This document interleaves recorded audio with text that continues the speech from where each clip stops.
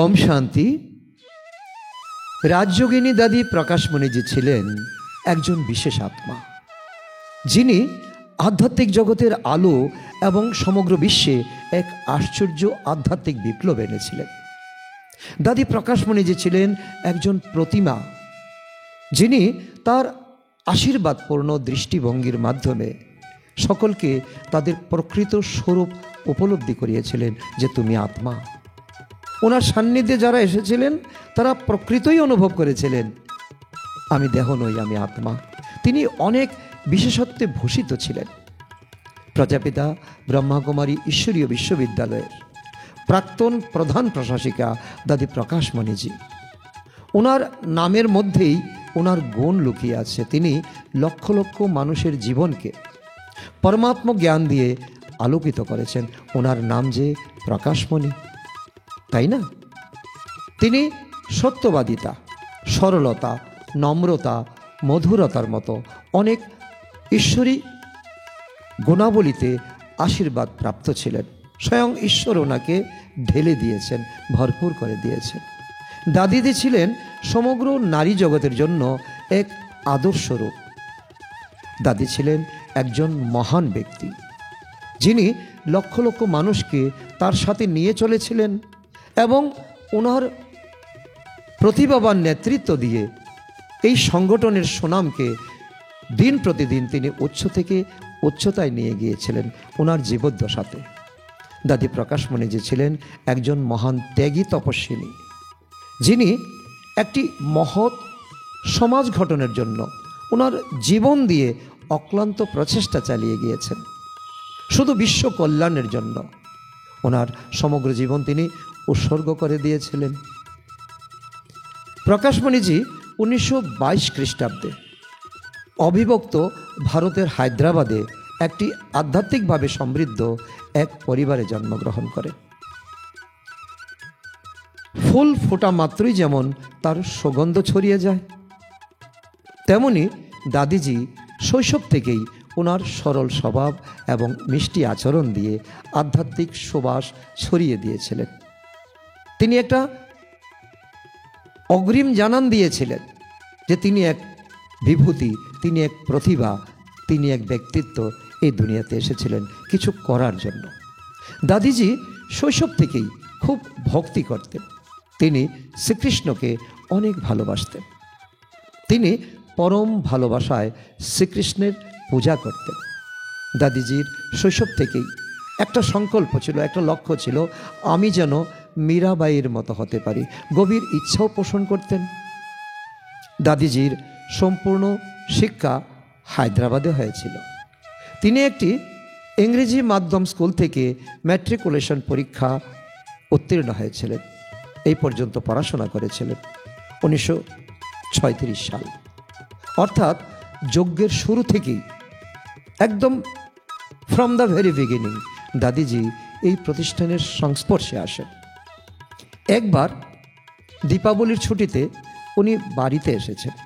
ওনার লৌকিক পিতামাতা ওনাকে উৎসাহ প্রদান করেন, চলো আজকে একটা সৎসঙ্গে যাব। তিনি কোনো প্রশ্ন না করেই তিনি সঙ্গে সঙ্গে রাজি হয়ে গেলেন।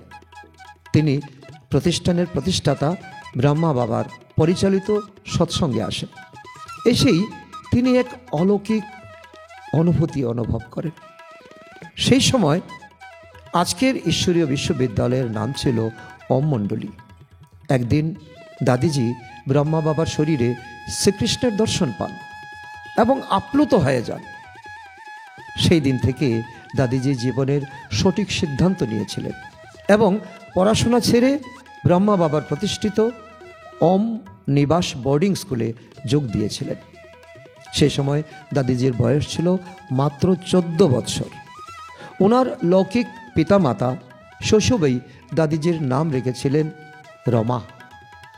রমা নামই তাকে ডাকতেন। দাদিজি স্বয়ং ভগবানের কাছ থেকে এক দিব্য নাম লাভ করেন। এই প্রকাশমণি, এই নাম স্বয়ং ভগবান দিয়েছিলেন। ব্রহ্মা বাবা ওনাকে খুব ভালোবাসা দিয়েছিলেন। ব্রহ্মা বাবা দাদিকে কুমার কা বেটি নামেও ডাকতেন। ব্রহ্মা বাবা এবং যজ্ঞ মাতা মাতেশ্বরী জগদম্বা সরস্বতীর কাছ থেকে দিব্য আশীর্বাদ পেয়েছেন এই আমাদের দাদিজি। তখনই তিনি সিদ্ধান্ত নিয়েছিলেন যে এটাই আমার জীবন, ইট ইজ মাই লাইফ। জীবনকে মহান করার এটাই সঠিক উপায়, আর কোনো উপায় নেই, আর কিছু আমি দেখতে চাই না। সেই দিন থেকে দাদিজি ওনার সমগ্র জীবনকে বিশ্বের কল্যাণের জন্য সকল আত্মার সেবায় উৎসর্গ করেছেন। যজ্ঞের শুরুতে সমস্ত দাদিগণ মিলে 14 বছর তপস্যা করেছিলেন। কোথাও যাওয়ার কোনো পারমিশন ছিল না, শুধু খাবার সময় খাওয়া আর শোয়ার সময় শোয়া। 14 বছর এক নাগারে তপস্যা করেছিলেন, আর তার ফল এখন আমরা প্রাপ্ত করছি। ফলস্বরূপ দাদিজির মুখে দেবত্ব এবং পবিত্রতার আভা স্পষ্টভাবে দৃশ্যমান ছিল। যোগে বসে থাকাকালীন দাদিজি সম্পূর্ণরূপে ঈশ্বরের প্রেমে নিজেকে নিমজ্জিত করতেন, এবং যোগ থেকে যখন তুমি বেরিয়ে আসতেন ওনার মুখ থেকে একটা আভামণ্ডল ছড়িয়ে পড়ত। এই মহান তপস্যা এবং যোগ অনুশীলন দাদিজিকে এত উচ্চ পদে নিয়েছিল। তা দেখে ব্রহ্মা বাবা অনুমান করেছিলেন, ব্রহ্মা বাবা দেখেছিলেন যে এই প্রকাশমণি একদিন সারা জগৎকে, সারা দুনিয়াকে প্রকাশ দেবে। সংগঠনে দাদিজির ভবিষ্যৎ ভূমিকা জেনে ওনাকে গুরুত্বপূর্ণ দায়িত্ব অর্পণ করেন এবং প্রশিক্ষণ দেন। আগামী দিনের ব্রহ্মা বাবার পরিবর্তে দাদি ঈশ্বরীয় বিশ্ববিদ্যালয় চালাবেন, এটা ছিল ব্রহ্মা বাবার সংকল্প। দাদিজি ব্রহ্মা বাবার প্রতিটি আদেশকে শিব ভগবানের আদেশ বলে মনে করতেন এবং পূর্ণ দৃঢ়তার সাথে তা ওনার জীবনে বাস্তবায়ন করতেন। এবং সর্বদা তিনি কখনো না বলতেন না, সবসময় হাজি, না পারলেও বলতেন। হাজি পাঠকে তিনি দৃঢ় করে তুলতেন। এই বিশেষ গুণ দাদিজিকে অনেক উচ্চতায় নিয়ে গেছে। অবিভক্ত ভারত বিভাগের পর ঈশ্বরীয় আদেশ অনুসারে 1950 সালে আমাদের এই সংগঠনটি পাকিস্তান থেকে ভারতের মাউন্ট আবুতে স্থানান্তরিত হয়। বর্তমানে সংগঠনের আন্তর্জাতিক সদর দপ্তর এখানেই অবস্থিত। এখান থেকে সারা বিশ্বকে প্রকাশ দিয়ে যাচ্ছে। সাধারণ কথা নয়। 1951 সাল থেকে দাদিজি ভারতের অনেক প্রধান শহরে অনেক সেবা কেন্দ্র খোলেন। তখন থেকে ওনার দায়িত্ব বেড়ে যায়। তখন থেকে প্রকাশমণি দাদিজি অনেক জায়গায় ঈশ্বরীয় সেবা প্রদান করেন। আজকে এখানে তো কালকে অন্য জায়গায়, সব জায়গায় তিনি চক্কর লাগাতেন। মুম্বাইতে এবং তার আশেপাশে এলাকার সেবা প্রদানের মাধ্যমে দাদিজি সেবা কেন্দ্র সম্প্রসারণে বিশেষ ভূমিকা পালন করেছিলেন। 1954 সাল এই যজ্ঞের জন্য একটা বিশেষ মুহূর্ত, বিশেষ বৎসর। ব্রহ্মা বাবা জাপানে অনুষ্ঠিত দ্বিতীয় বিশ্ব ধর্ম সম্মেলনে এই ঈশ্বরীয় বিশ্ববিদ্যালয়ের 3 জন সদস্যর এক প্রতিনিধি দল পাঠান। অনেক আশা করে পাঠান এবং 3 জন ব্যক্তিত্বকে পাঠান। দাদি প্রকাশমণিজি, দাদি রতনমোহিনীজি এবং দাদা আনন্দ কিশোর ছিলেন। দাদি প্রকাশমণিজি এই প্রতিনিধি দলকে নেতৃত্ব দেন। তিনি সেখানে খুব ভালোভাবে সেবা করেন এবং ঈশ্বরীয় বার্তা প্রদানের পরে তিনি ভারতে ফিরে আসেন। বিশ্ব নাটকের ভাবী পরিকল্পনা অনুসারে 18 জানুয়ারি 1969 সাল ব্রহ্মা বাবা সম্পূর্ণ কর্মাতীত অবস্থা অর্জন করেন এবং ঈশ্বরের ডাকে এই স্থূল দেহকে ত্যাগ করে দিব্য ফরিস্তারূপ অর্থাৎ সূক্ষ্মবতনের বাসিন্দা হন ব্রহ্মা বাবা। আর ব্রহ্মা বাবা শরীর ছাড়ার পূর্বে বাবার কামরাতে ডেকে নিয়ে যান। তিনি জানতে পেরেছিলেন যে আজকেই আমার শেষ দিন। শরীর ছাড়ার পূর্বে বাবা প্রকাশমণিজির হাতে ওনার হাত তুলে দেন এবং এক শক্তিশালী দৃষ্টি বিনিময়ের মাধ্যমে, দৃষ্টি প্রদানের মাধ্যমে বাবার সমস্ত শক্তি দাদির মধ্যে সমর্পণ করেন এবং দাদি অনুভব করেছেন যেন একটা কারেন্ট আমার মধ্যে বয়ে যাচ্ছে। এই কারেন্ট দাদির অন্তিম সময় অর্থাৎ 2007 সাল পর্যন্ত ওনাকে এত শক্তি দিয়েছেন, এত অনুপ্রেরণা দিয়েছেন, কোথাও কখনো দাদি থেমে থাকেননি। সেই দিন থেকে যজ্ঞের মহান সেবার দায়িত্ব দাদি প্রকাশমণিজির কাঁধে আসে। দাদিজি শুরু থেকেই অত্যন্ত বাধ্য ছিলেন, অবিডিয়েন্ট ছিলেন, তাই তিনি হৃদয় থেকে সেবার দায়িত্ব গ্রহণ করেন। এভাবে 1969 সাল থেকে 2007 সাল পর্যন্ত অর্থাৎ 38 বছর ধরে দাদি প্রকাশমণিজি প্রধান প্রশাসিকা হিসাবে সংগঠনের কাজ পরিচালনা করেন। কোনো আলিস্য নয়, কোনো আলবেলাপন নয়। দাদির জীবনে যদি একটাই দৃঢ়তা থাকে, সে হলো আরও বেশি কাজ, আরও বেশি এগিয়ে যাওয়া। ব্রহ্মা বাবার কদমে কদম রেখে অন্যান্য সমস্ত দাদিদের সহায়তা এই সংগঠনটি একটি ছোট্ট চারাগাছ থেকে একটি বিশাল বটবৃক্ষে পরিণত হয়েছিল। ওই সময় দাদিজির দক্ষ নেতৃত্বে এই বিশ্ববিদ্যালয় সেই সময় 130টি দেশে 8,000-এরও বেশি পরিষেবা কেন্দ্র সম্প্রসারিত হয়েছিল। দাদিজি 5,000-এরও বেশি শিক্ষিকা বন তৈরি করতে সফল হয়েছিলেন। যজ্ঞের ইতিহাসে দাদি হৃদয়মোহিনীজির ভূমিকা অত্যন্ত গুরুত্বপূর্ণ ছিলেন। ব্রহ্মা বাবার অব্যক্ত হওয়ার পর বাপ দাদা অর্থাৎ শিব বাবা এবং ব্রহ্মা বাবা গোলজার দাদির দেহে এসে জ্ঞান মুরলির মাধ্যমে সকল ব্রাহ্মণ আত্মাদের পুষ্ট করে চলেছিলেন। আর মূলে ছিলেন, রক্ষণাবেক্ষণে ছিলেন দাদি প্রকাশমণিজি। এই যজ্ঞের শুরু থেকেই প্রকাশমণি দাদিজিকে সমস্ত দাদিরা খুব ভালোবাসতেন। দাদিরা যখন পরস্পরে মিলিত হতেন তখন একে অন্যের প্রতি সম্মান জানানোর সেই দৃশ্য খুবই প্রেমময় লাগত, মনোরম লাগত। এই দাদিদের মধ্যে সর্বোদয়ের গুণাবলী স্পষ্টভাবে দৃশ্যমান ছিল। বিশেষ করে দাদি মনমোহিনীজি এবং দাদিজি প্রকাশমণিজির সম্পর্ক ছিল খুবই ঘনিষ্ঠ, খুবই মধুর। দাদিরা বলতেন ওদের দেহ ভিন্ন হলেও তাদের দুজন আত্মা কিন্তু একই প্রকৃতির, অর্থাৎ একে অপরের প্রতি অনেক আস্থা এবং শ্রদ্ধাশীল ছিলেন। দাদিজি এবং দিদিজি উভয়ই একসাথে যজ্ঞকে খুব সুচারুরূপে এবং কোনো বিঘ্ন ছাড়াই এগিয়ে নিয়ে গিয়েছিলেন। একইভাবে মোহিনী দিদি এবং মুন্নি দিদি সর্বদা দাদিজির সাথে থাকতেন এবং সেবায় সাহায্য করতেন। যজ্ঞ সেবায় তাদের ভূমিকা ছিল অনন্য, বিশেষ। 1972 সাল থেকে যখন বিদেশ সেবা শুরু হয় তখন জানকী দাদিজি এই সংস্থাকে বিশ্বব্যাপী পরিণত করার ক্ষেত্রে অত্যন্ত বিশেষ ভূমিকা পালন করেছিলেন। প্রকাশমণি দাদিজিকে আদর্শ করে দাদিজির আজ্ঞা নিয়ে দাদি জানকীজি ওনার দক্ষ প্রশাসনের সাথে হাত মিলিয়ে এই সংস্থার পরিষেবা বিশ্বব্যাপী ছড়িয়ে দেওয়ার ক্ষেত্রে গুরুত্বপূর্ণ ভূমিকা পালন করেছিলেন। লন্ডনে থাকাকালীন জানকী দাদিজি বিদেশি পরিষেবার সমস্ত দায়িত্ব পালন করে গেছেন। দাদি প্রকাশমণিজি সবাইকে সত্যিকারের আধ্যাত্মিক ভালোবাসা এবং স্নেহ প্রদান করে ঈশ্বরীয় পালনা দিয়েছিলেন। তিনি বিশ্বের সকল আত্মাকে নিজের পরিবার হিসাবে বিবেচনা করেছিলেন এবং সকলকে যখন আহ্বান করতেন এবং আহ্বান করে তিনি নিজের বুকে জড়িয়ে ধরতেন, তোমরা সকলে আমার সন্তান, এবং প্রত্যেকটা সন্তান তা অনুভব করত এবং তাদের ভালোবাসাও দিয়েছিলেন। এটাই ছিল দাদিজির আসল স্বভাব, আসল মাতৃত্ববোধ। ওনার সংস্পর্শে আসা প্রত্যেক ব্যক্তি, সে ছোট হোক বা বড়, যে কোনো ধর্মের হোক বা যে কোনো বিশ্বাসের হোক, দাদিজির কাছ থেকে মায়ের প্রকৃত ও নিঃস্বার্থ ভালোবাসা অনুভব করেছিলেন।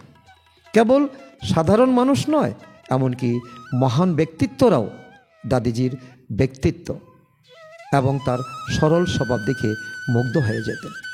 দাদিজি দেশ বিদেশের অনেক বিশিষ্ট ব্যক্তিত্ব, রাষ্ট্রপ্রধান, রাজনীতিবিদ এবং সাধুসন্তদের সাথে ভালোবাসার সাথে দেখা করতেন, তাদেরকে আমন্ত্রণ জানাতেন। যেমন Giani Zail Singh, Rajiv Gandhi, Mrs Sonia Gandhi, doctor APJ Abdul Kalam, Atal Bihari Vajpayee, L K Advani, Narendra Modi, Chandrababu Naidu সকলের সাথে দেখা করে বিশ্ব কল্যাণ এবং উন্নত সমাজ গঠনে তাদের সহযোগ প্রাপ্ত করেন। তারা এক কথায় রাজি হয়ে গেছেন, দাদি যা চাইছেন তারা এক কথায় রাজি হয়ে এই যজ্ঞকে সহযোগ করে গেছেন। ঈশ্বরীয় সেবা বিকাশে দাদিজির বিশেষ ভূমিকা ছিল, বিশেষ ভূমিকা তিনি পালন করেছেন। দাদিজি দেশ বিদেশের মহামণ্ডলেশ্বর এবং সাধু সন্তদের পরম ভালোবাসায় আমন্ত্রণ জানাতেন এবং তাদের স্বাগত এবং সম্মান জানাতেন। যে বিশ্বাস নিয়ে মহামণ্ডলেশ্বরে আসত এবং তারা সম্পূর্ণ ধারণা তাদের বদলে যেত, ব্রহ্মাকুমারীর সম্পর্কে তাদের সম্পূর্ণ এক ঊর্ধ্ব ধারণা নিয়ে এখান থেকে তারা বিদায় নিতেন। 1983 সালে মাউন্ট আবুতে অবস্থিত সদর দপ্তরে যখন ওম শান্তি ভবন নির্মিত হয়, তখন থেকেই আন্তর্জাতিক সম্মেলনের আয়োজন করা শুরু করেন এই দাদিজি। এইভাবেই এই সংগঠনের বিশ্বব্যাপী পরিণত হওয়ার পথ প্রশস্ত হয় ধীরে ধীরে। 1986 সালকে জাতিসংঘ কর্তৃক আন্তর্জাতিক শান্তি বর্ষ হিসাবে ঘোষণা করা হয়, তার মূলে প্রকাশমণিজি। এর জন্য দাদিজির নেতৃত্বে প্রথমবারের মতো 30 এপ্রিল দি মিলিয়ন মিনিটস আওয়ার নামে এক আন্তর্জাতিক প্রকল্প শুরু হয়। এটা ঈশ্বরীয় বিশ্ববিদ্যালয়ের জন্য এক মাইলস্টোন। 1986 সালে দাদিজিকে এই বিশেষ সেবার জন্য জাতিসংঘ কর্তৃক এক পদক প্রদান করা হয়। এছাড়া 1987 সালে দাদিজিকে জাতিসংঘের মহাসচিব কর্তৃক শান্তিদূত পুরস্কারে ভূষিত করেন। এর সাথে 5টি জাতীয় শান্তিদূত পুরস্কারও প্রদান করা হয়। 1988 সালে global corporation for better world নামে একটি প্রকল্প শুরু হয়। এই কর্মসূচি 30টি দেশে ব্যাপক আলোড়ন সৃষ্টি করে। এইভাবে রাষ্ট্রসংঘ পরিচালিত প্রতিটি কর্মসূচিতে দাদিজি পূর্ণ সমর্থন দিতে থাকেন। তারাও খুশি। দাদিজি এতটাই বিনয়ী ছিলেন যে তিনি ছোট্ট বাচ্চাদের সাথে খুব ভালোবাসার সাথে দেখা করতেন। এত উচ্চ পদে এবং উচ্চ দায়িত্বে থাকা সত্ত্বেও তিনি সদা প্রফুল্ল থাকতেন এবং সবার সাথে খেলাধুলা করতেন। কখনো ক্রিকেট খেলতেন, কখনো ফুটবল খেলতেন। দাদিজির দৃষ্টিভঙ্গি ছিল খুবই শক্তিশালী। ওনার দৃষ্টিভঙ্গিতে এক অনন্য গর্ব ছিল এবং সকলে ওনার শক্তি অনুভব করতেন। দাদিজির সাথে দেখা হওয়ার সাথে সাথেই সমস্ত উদ্বেগ এবং সমস্যা প্রত্যেকের জীবন থেকে অদৃশ্য হয়ে যেত। টেনশন কি, টেনশন নিয়ে আসতেন আর তারা অ্যাটেনশন নিয়ে ফিরতেন। যখনই দাদিজি কোনো সমাবেশে প্রবেশ করতেন, তখনই ওনার প্রবেশ মাত্রই চারপাশের পরিবেশ শক্তিশালী হয়ে উঠত এবং সকলের মধ্যে এক নতুন উৎসাহের উদ্রেক হতো। যখন দাদিজি হাত তুলে স্বাগত জানাতেন, তখন মনে হতো যেন আমাদের জীবন ধন্য ধন্য হয়ে গেছে। আমাদের মা আমাদেরকে স্বাগত জানাচ্ছে। ভালোবাসা এবং করুণার প্রতিমূর্তি দাদিজি কেবল আধ্যাত্মিক ক্ষেত্রেই নয়, সামাজিক সেবায়ও বিশেষ সহায়তা দিতেন।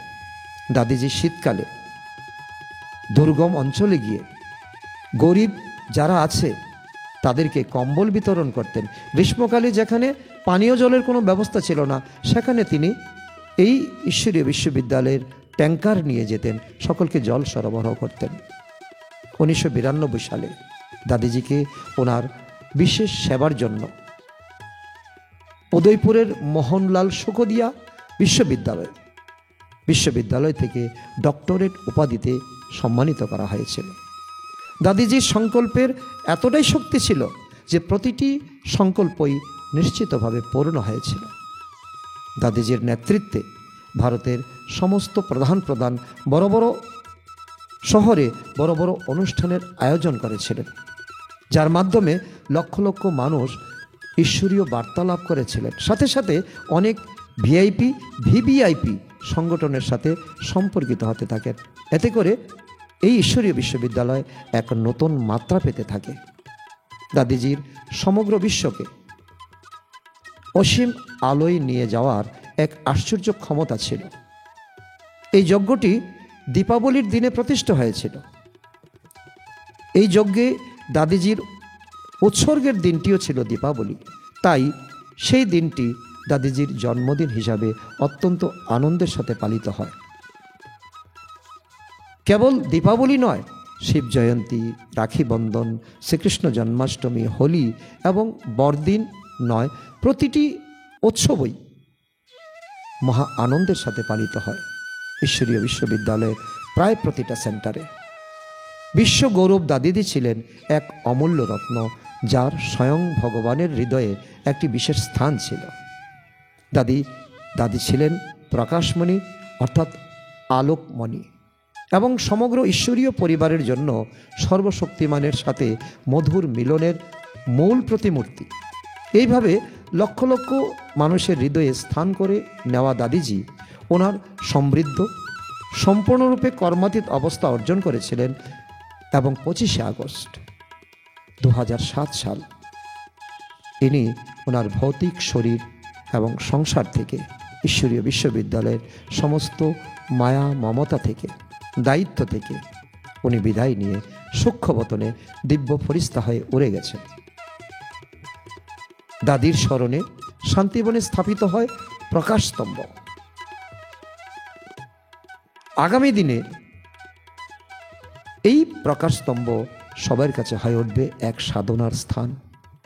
সারা তীর্থ বারবার, আবতীর্থ একবার। সেখানে কি নেই?